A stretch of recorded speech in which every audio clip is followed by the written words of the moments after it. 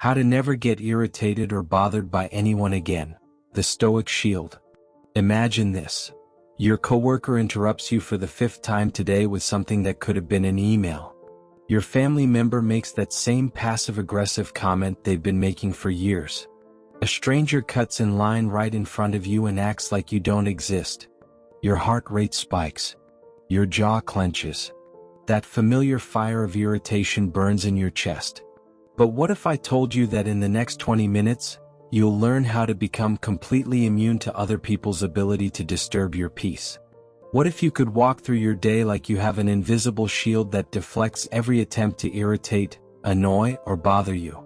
Today I'm going to share the ancient Stoic secret that transformed slaves into philosophers, ordinary citizens into emperors, and reactive people into unshakable forces of nature. This isn't about becoming cold or disconnected. This is about becoming so internally strong that external chaos can't touch your inner peace.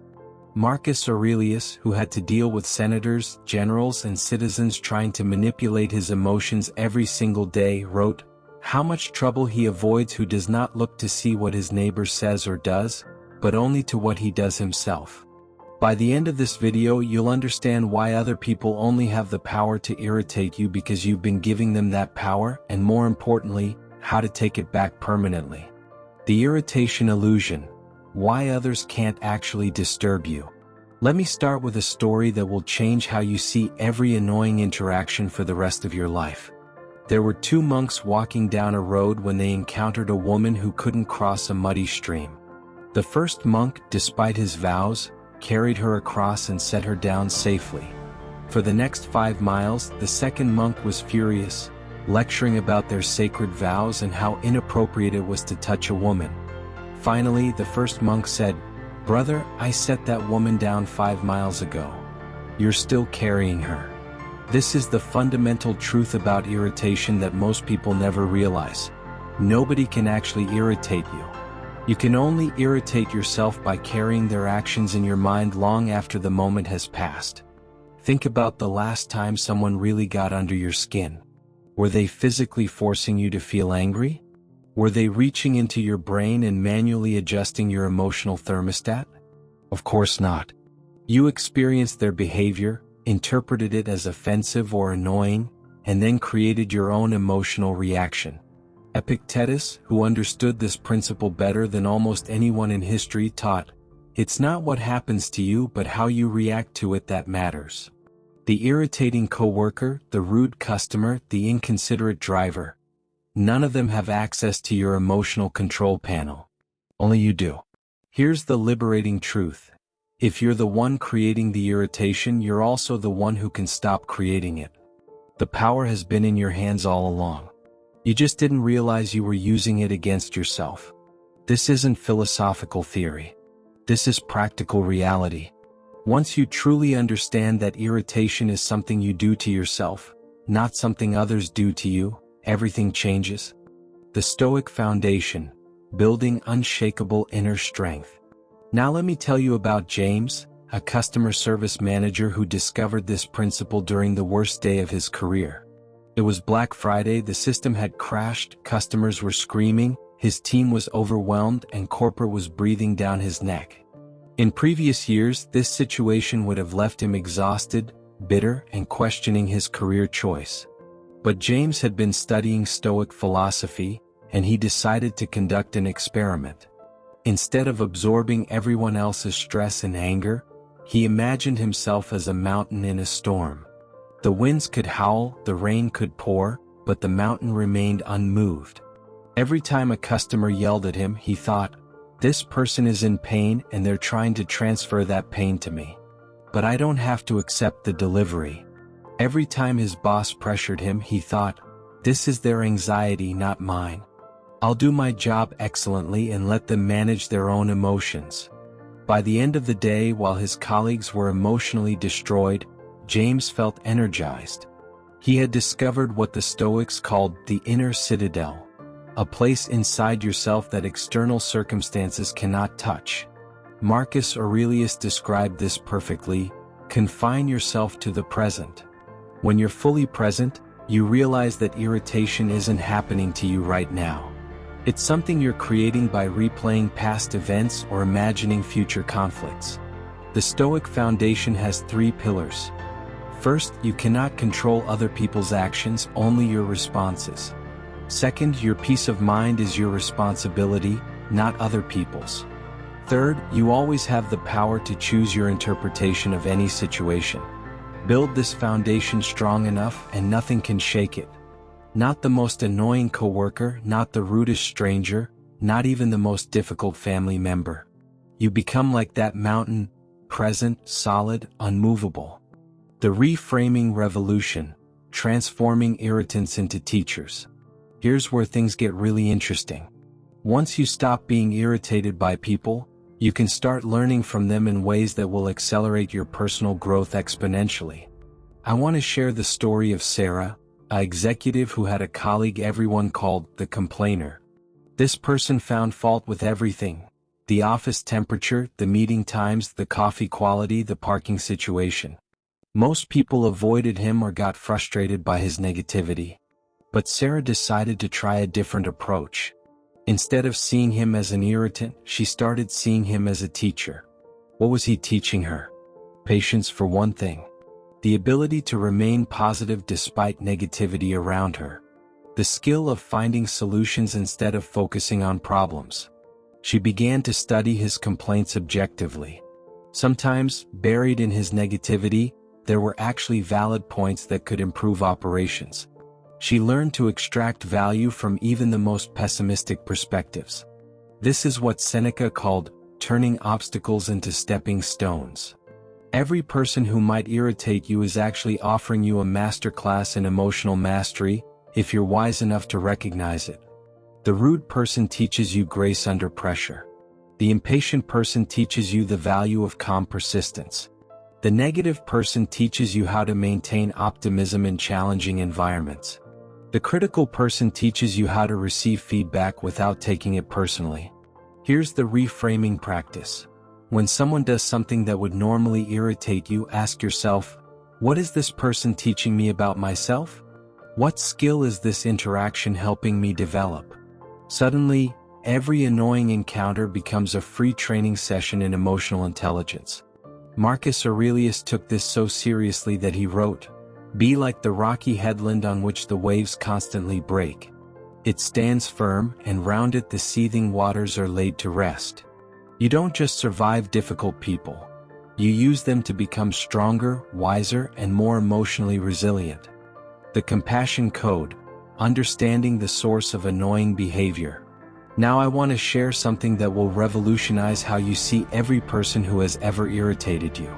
Dr. Robert was a surgeon known for his incredible patience, even with the most difficult patients and colleagues. When I asked him his secret, he told me about a realization he had early in his career. He was dealing with an extremely demanding patient who complained constantly, criticized the nursing staff, and made unreasonable requests. Dr. Robert was getting increasingly frustrated until he looked at the patient's chart more carefully. The man was facing a potentially terminal diagnosis. He had just lost his job due to his illness. His wife had recently left him. His children lived across the country and rarely called. I realized, Dr. Robert said, that his difficult behavior wasn't about me or the hospital staff. It was his way of trying to regain some sense of control in a life that felt completely out of control. This is the compassion code that the Stoics understood deeply. Most annoying behavior comes from pain, fear, insecurity, or a sense of powerlessness. The person who cuts you off in traffic might be rushing to see a sick family member. The coworker who constantly interrupts might be insecure about their value to the team. The family member who makes critical comments might be projecting their own disappointments and regrets. This doesn't excuse bad behavior, but it explains it. And when you understand the source, you can respond with wisdom instead of react with irritation. Epictetus taught, "Remember that it is we who torment, we who make difficulties for ourselves, that is, our opinions do." When you see difficult behavior as a symptom of someone's internal struggle rather than a personal attack, your entire emotional response changes. The practice becomes simple. When someone acts in a way that would normally irritate you, pause and ask, what pain might this person be carrying? What fear might be driving this behavior? This single shift in perspective will transform your relationships and your peace of mind. You move from being a victim of other people's behavior to being a compassionate observer of human struggle. This isn't weakness, it's the ultimate strength. The detachment discipline, loving without losing yourself. Here's one of the most misunderstood aspects of Stoic philosophy, and getting this right will change everything about how you relate to difficult people. Detachment doesn't mean not caring. It means caring without being controlled. Let me tell you about Maria, a mother whose teenage son was going through what she called his impossible phase.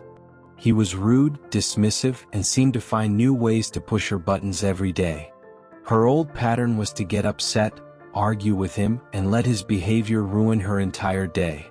Then she learned about Stoic detachment. She continued to love her son deeply, set appropriate boundaries, and provide guidance. But she stopped allowing his mood to determine her mood. She stopped taking his teenage angst personally. She remained present and caring without being emotionally hijacked. The result? Not only did her stress decrease dramatically, but paradoxically, her relationship with her son began to improve. When she stopped reacting emotionally to his behavior, he had less power to manipulate her, and their interactions became more genuine. This is the detachment discipline.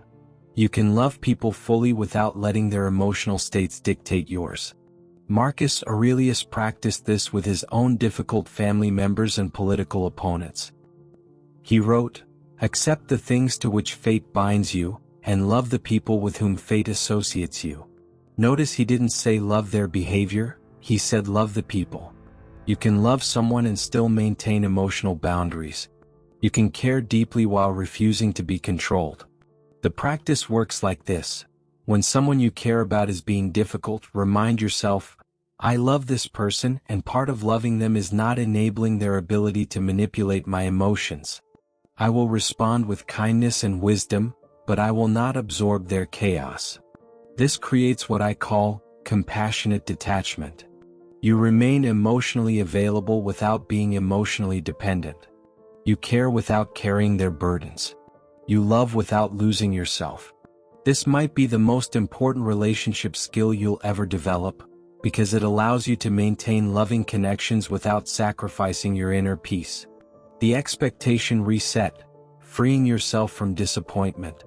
I want to share a story about two business partners who had very different approaches to managing their team.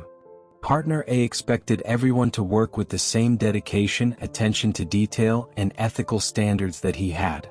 When people fell short, he was constantly frustrated, disappointed, and irritated. Partner B expected people to act according to their current level of development, not according to his ideals. When someone made a mistake, he saw it as information about what training or support they needed, not as a personal failing.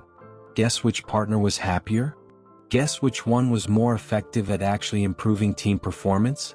The expectation reset is one of the most powerful tools for eliminating irritation from your life. Most of your frustration with people comes from expecting them to act like you would act, think like you would think, or prioritize what you would prioritize. But Marcus Aurelius warned against this trap.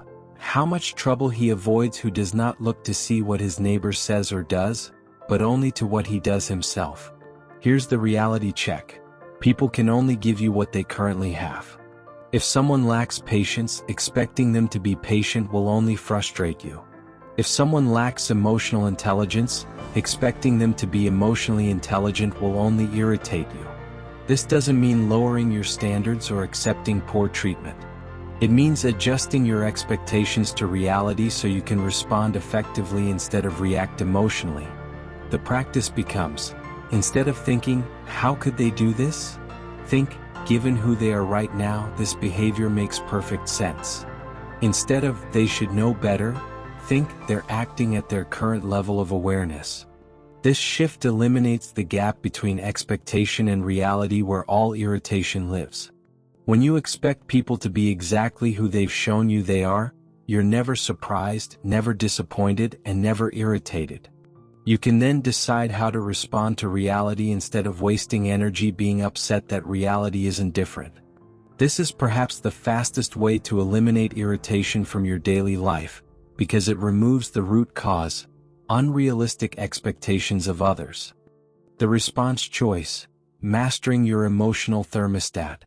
Now let's talk about the moment everything changes.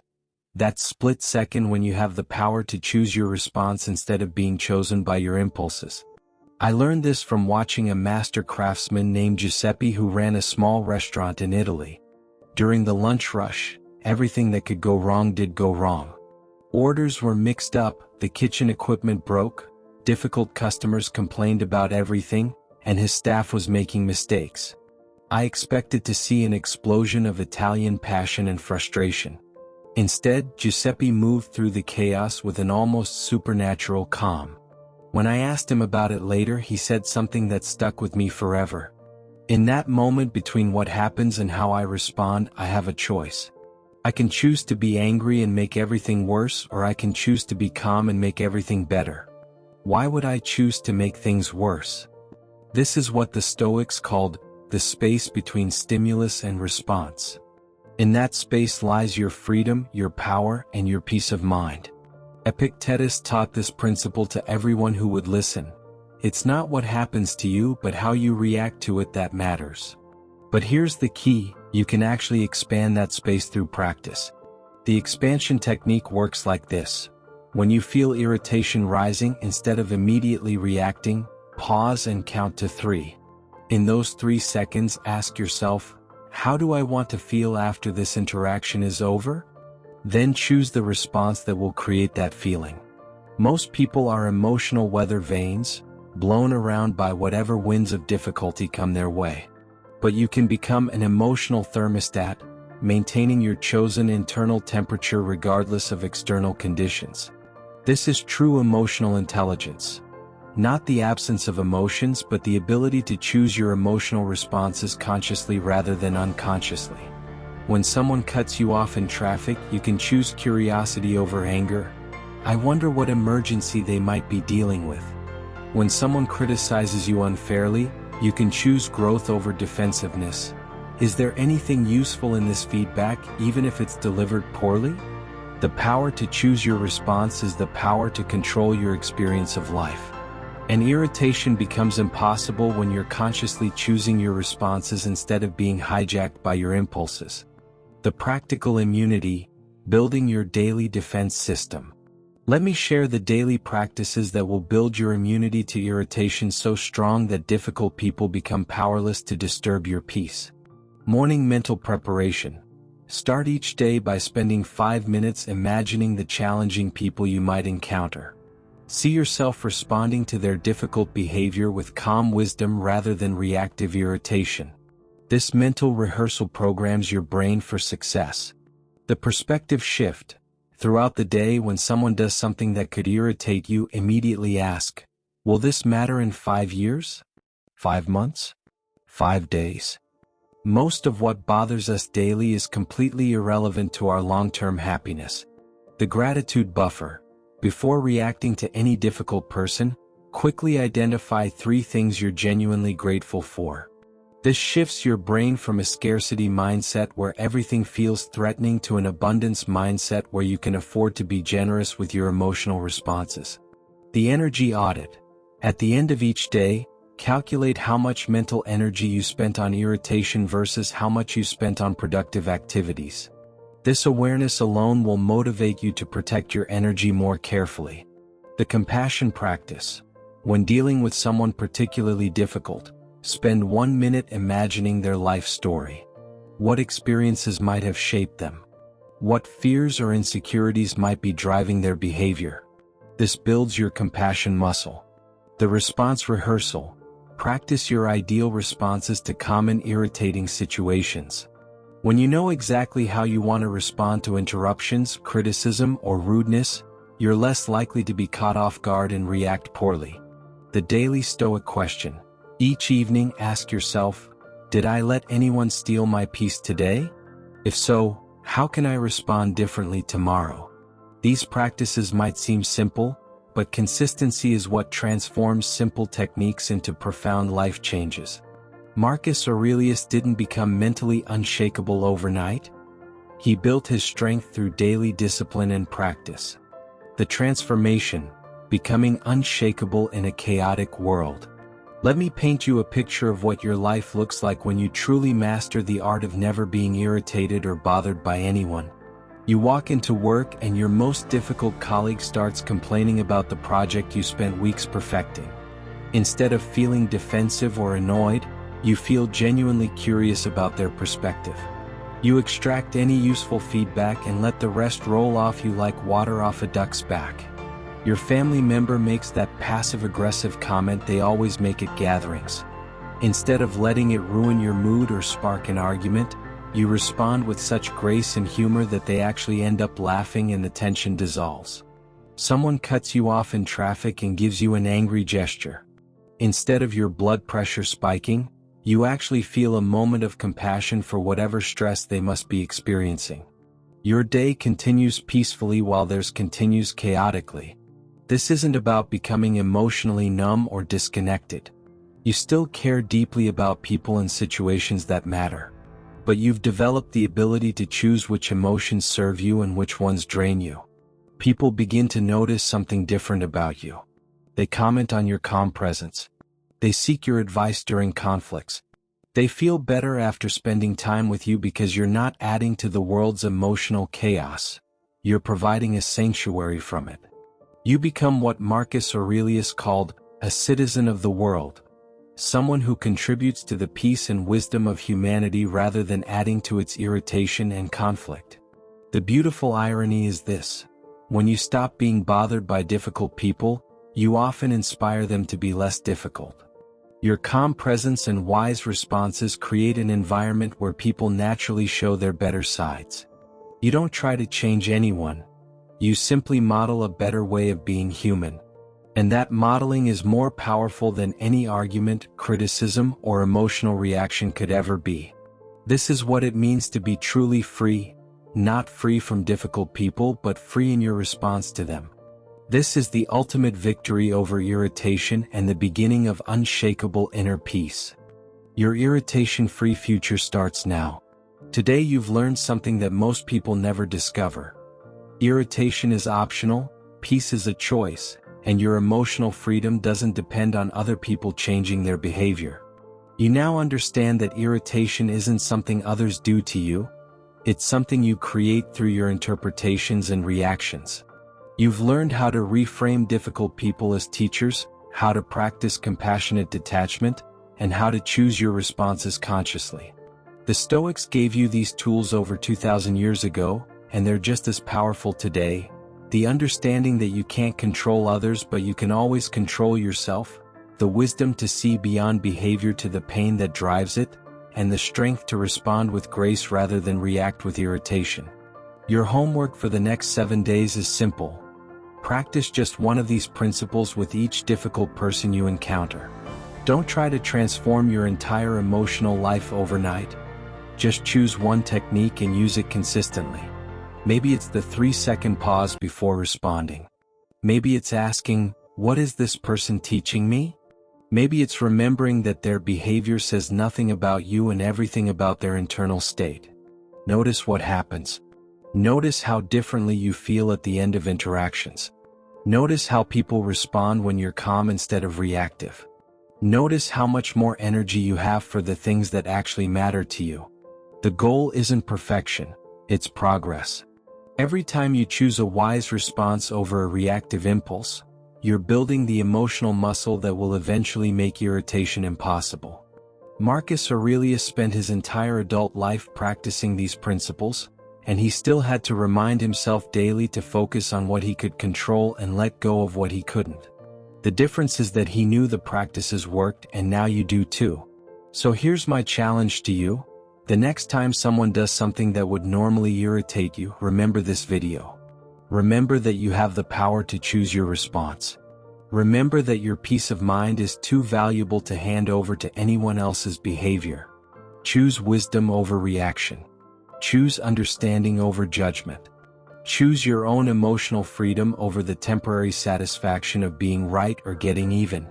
Because at the end of your life, you won't remember most of the people who tried to irritate you.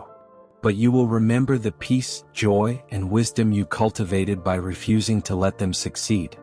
Your irritation-free future starts with your very next choice. Make it count.